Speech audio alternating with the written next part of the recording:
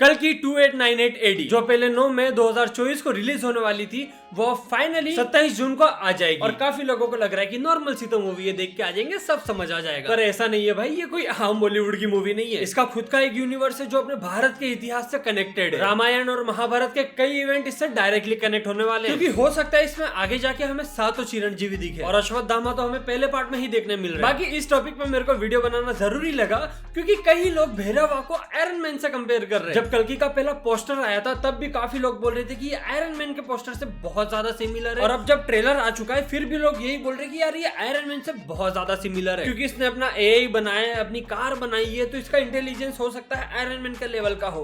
But ऐसा कुछ भी नहीं है भाई। इसीलिए आज इस वीडियो में मैं तुम्हारे सारे डाउट क्लियर करूंगा और तुम्हें कुछ ऐसी डिटेल्स दूंगा जो तुम्हें मूवी देखने से पहले पता होना चाहिए, ताकि तुम्हें थिएटर में ऐसा नहीं लगे कि यार क्या चल रहा है, कुछ समझ नहीं आ रहा, ये कैरेक्टर अचानक कहां से आ गया। और फन फैक्ट, बाद में ये ज्ञान तुम अपने दोस्तों और अपनी क्रश के सामने झाड़ के उसे इंप्रेस कर सकते हो। भाई कसम से बता रहा हूँ, पागल हो जाएगी, बोलेगी आए है इसे कितना नॉलेज है मूवी का। तो सबसे पहले कुछ बेसिक डिटेल्स बता देता हूँ मैं तुम्हें भुज्जी और भैरवा के बारे में। तो भुज्जी एक एआई है, आर्टिफिशियल इंटेलिजेंस, जो कि कॉम्प्लेक्स की एक कार्गो शिप में काम करता है। मतलब कोई भी चीज हो जो कहीं से लानी और ले जानी हो, ये चीज अपनी भुज्जी करती है। हमारे यहाँ प्यार से बुआ जी को भुज्जी बोलते तो थोड़ा अजीब लग रहा है भुज्जी बोलते वक्त। और काफी सालों तक कार्गो शिप में मेहनत करने के बाद फाइनली भुज्जी का प्रमोशन होने वाला होता है, और तभी उसे एक आखिरी कार्गो मिलता है कमांडर मानस की तरफ से, जिसे वो अपनी कार्गो शिप से लेने जाती है। बट अपने पार्टनर की लापरवाही के कारण रेबल्स उस पर अटैक कर देते हैं। रेबल्स मतलब वो जो नीचे धरती पे रहते हैं काशी में, तो ये लोग भुज्जी की शिप को डिस्ट्रॉय कर देते हैं और भुज्जी वहीं खत्म हो जाता है। और बाद में उसको कचरे के ढेर में डाल दिया जाता है, जहाँ उसकी मुलाकात होती है भैरवा से। भैरवा जिसका रोल प्रभास कर रहे हैं, और ये एक बाउंटी हंटर है जो पैसे लेके लोगों को पकड़ता है। और इसका जो जीवन का मकसद होता है वो भी सेम भुज्जी जैसा होता है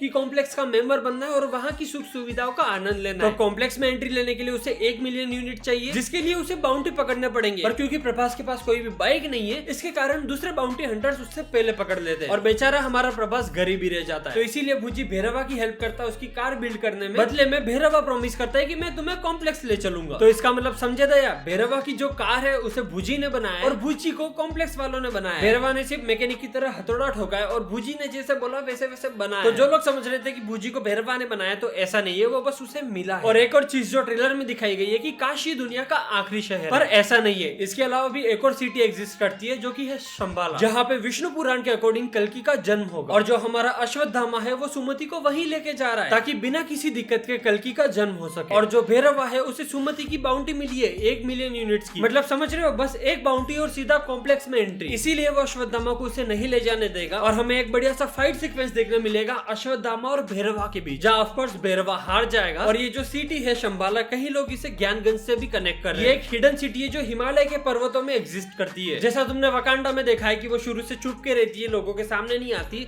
सेम ऐसा ज्ञानगंज के साथ है। और अपने जो 7 चिरंजीवी है वो सब वहीं पे रहते हैं। और इसके अलावा इस दुनिया से जितने भी जानवर एक्सटिंक्ट हो चुके हैं वो सब वहीं पे, ताकि जब फिर से सतयुग की शुरुआत हो तो उन जानवरों को वापस से एनवायरनमेंट में लाया जा सके। सेम जैसा हम शेंगची में देख चुके हैं, जहाँ पर एक टालो नाम का हिडन सिटी होता है, और वहाँ पे कुछ ऐसे जानवर होते हैं जो आज के टाइम पे एग्जिस्ट नहीं करते। तीसरी चीज भाई, जो एक्टर्स का डेडिकेशन है मूवी को लेके। तुम लोगों ने आमिर खान को अपने रोल के लिए वजन बढ़ाते हुए देखा है, रणदीप हुड्डा, क्रिश्चियन बेल, इनको वजन घटाते हुए देखा है। बट ये सब चीजें तो मामूली है अपने रोल के लिए करना। भाई असली डेडिकेशन तो दीपिका पादुकोण का है, प्रेग्नेंट लेडी का रोल कर रही है, इसीलिए रियल लाइफ में भी प्रेग्नेंट हो गई। इससे बिल्कुल साफ नजर आ रहा है कि कल्कि के मेकर्स मूवी को लेके कितना सीरियस है कि दीपिका को भी सीरियस कर दिया। मजाक कर रहा हूँ, कमेंट में गाली मत देना। नंबर 4, हु इज कल्कि एंड कली।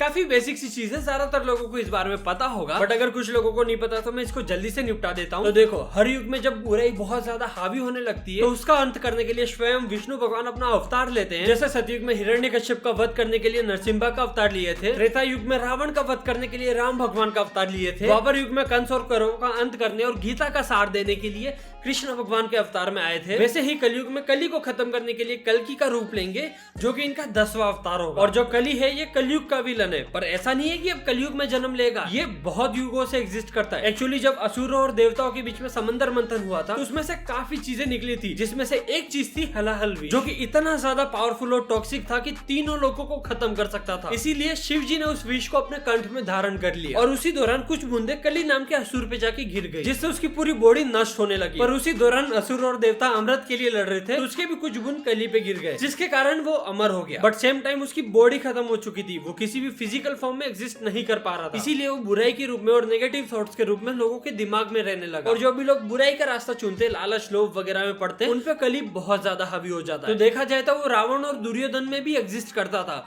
और अब कलयुग में तो वो खुद लड़ने आ रहा है। उसकी पावर लेवल का अंदाजा तुम खुद लगा लो कि विष्णु भगवान को भी 7 चिरंजीवियों का सपोर्ट लग रहा है। और ये जो भी चीजें मैं तुम्हें बता रहा हूँ ये सब इधर उधर से रिसर्च करी हुई है, तो मेरी कही हुई बात को पत्थर की लकीर मत समझना, बहुत सारी चीजें इसमें से गलत भी हो सकती है। तो चलो अब बात करते हैं हम कल्कि की वाइफ के बारे में। तो कलयुग में कल्कि की धर्मपत्नी बनेगी पद्मावती, जो कि विष्णु देवी का अवतार होगी और विष्णु देवी जो गॉडेस लक्ष्मी की इनकारनेशन है। और आगे जाके इन दोनों की शादी होगी क्योंकि एक नारायण का अवतार है और देवी लक्ष्मी का। बताया जाता है कि कल्कि और देवी पद्मावती मिलकर 1000 साल तक पृथ्वी पे राज करेंगे और बुराई का नाश करेंगे, जिसके बाद वापस से सतयुग की शुरुआत होगी। पर अब ये चीज मूवी में दिखाएंगे कि नहीं ये पता नहीं, क्योंकि अभी तो सिर्फ फर्स्ट पार्ट आया और फर्स्ट पार्ट में कल्कि का जन्म भी नहीं हुआ। अगर ये चीज को वो लोग दिखाएंगे तो भी हो सकता है लास्ट पार्ट में दिखाए, पर इस पार्ट में तो पूरा फोकस अश्वत्थामा पे, जो कि अपनी ड्यूटी निभा रहे हैं और कल्कि की रक्षा कर रहे हैं ताकि वो सेफली जन्म ले सके। अब तुम लोग बोलोगे कि यार कल्कि विष्णु भगवान का अवतार है, उसे प्रोटेक्शन की क्या ही जरूरत होगी, वो खुद को प्रोटेक्ट कर सकते हैं। तो देखो भाई आई एग्री, बट अश्वत्थामा को यहाँ सिर्फ फॉर्मेलिटी के लिए लाया गया है ताकि वो अपने पापों का पश्चाताप कर सके। क्योंकि लास्ट टाइम महाभारत में जब उनके पिताजी मर गए थे तो वो बहुत ज्यादा क्रोध में आ गए थे और प्रतिशोध की लालच में पांडवों के बेटों को नींद में ही मार दिया, क्योंकि वो पांडवों के पूरे कुल का विनाश करना चाहते थे। पर फिर उन्हें जब पता चला कि अभिमन्यु की जो पत्नी है उत्तरा वो प्रेग्नेंट है, तो अश्वत्थामा ने उत्तरा के गर्भ पे ब्रह्मास्त्र से वार करके उनके बच्चे को पेट में ही मार दिया, जिस चीज का अश्वत्थामा को बिल्कुल भी गिल्ट नहीं था। वो कृष्ण भगवान से भी नहीं डर रहा था, वो खुशी खुशी मौत को गले लगाने के लिए तैयार था, जिससे क्रोधित होकर कृष्ण भगवान ने उसे अमरता का श्राप दिया और जो उसके माथा की मणि थी उसे तोड़ दिया और उसे श्राप दिया कि वो जब तक जीवित रहेगा वो दर्द में ही रहेगा और उसे तरह तरह की बीमारियां होती रहेगी और उसकी बॉडी से खून टपकता रहेगा, और उसे कहा कि तुम मरने की भीख मांगोगे तो भी तुम्हें मौत नसीब नहीं होगी। जिसके बाद अश्वत्थामा डरते हुए परशुराम जी की हेल्प लेने गए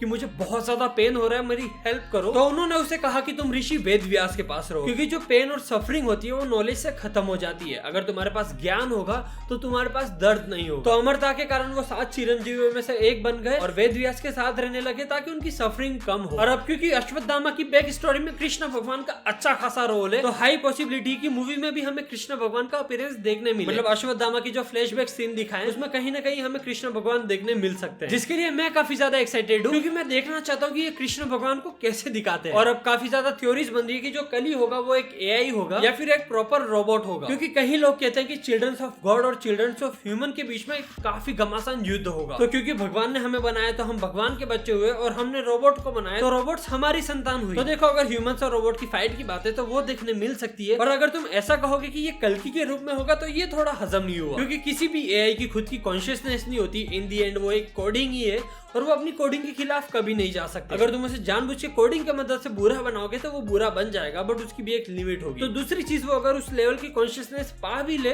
तो भी उनके अंदर सोल नहीं होगी, जिसके कारण कल्कि का उसमें एग्जिस्ट करना थोड़ा सा मुश्किल है। इसीलिए कल्कि की कॉन्शियसनेस ह्यूमंस के अंदर होगी। अब देखो जैसे हमें पता है वैसे कल्कि को भी पता ही होगा कि उसका अंत करने के लिए कल्कि का एक अवतार आएगा, तो वो उसे रोकने की कोशिश तो 100% करेगा, या तो वो उसे ढूंढ के बचपन में ही मार देगा, और दूसरी चीज ये भी हो सकती है कि वो कल्कि की बॉडी पे अपना हक जताना चाहे, अपनी कॉन्शियसनेस अगर वो उसमें ट्रांसफर करने में सक्सेसफुल होता है तो इमेजिन करो विष्णु भगवान के अवतार की बॉडी होगी उसके पास, तो वो कितना ही ज्यादा पावरफुल हो जाएगा। बट इन दी एंड ये सारी की सारी थ्योरीज है, इसका वास्तविकता के साथ ऐसा कुछ लेना देना नहीं है। तो आज के लिए बस इतना ही। अगर तुम्हें ये वीडियो पसंद आया तो इसे लाइक करना, कमेंट में बताना तुम्हारा कोई सवाल हो तो मैं जवाब दे दूंगा, और अगर अभी तक सब्सक्राइब नहीं करा तो सब्सक्राइब कर लो भाई लोग। और अब अगर इसी के साथ तुम्हें जानना है कि मार्वल में नेक्स्ट मल्टीवर्सल विलन कौन होने वाला है तो उस पर भी मैंने टॉप 10 की लिस्ट बनाई है, जिसको तुम यहाँ पे क्लिक करके देख सकते हो। तो मिलते हैं अगले वीडियो में, तब तक के लिए बाय, लव यू।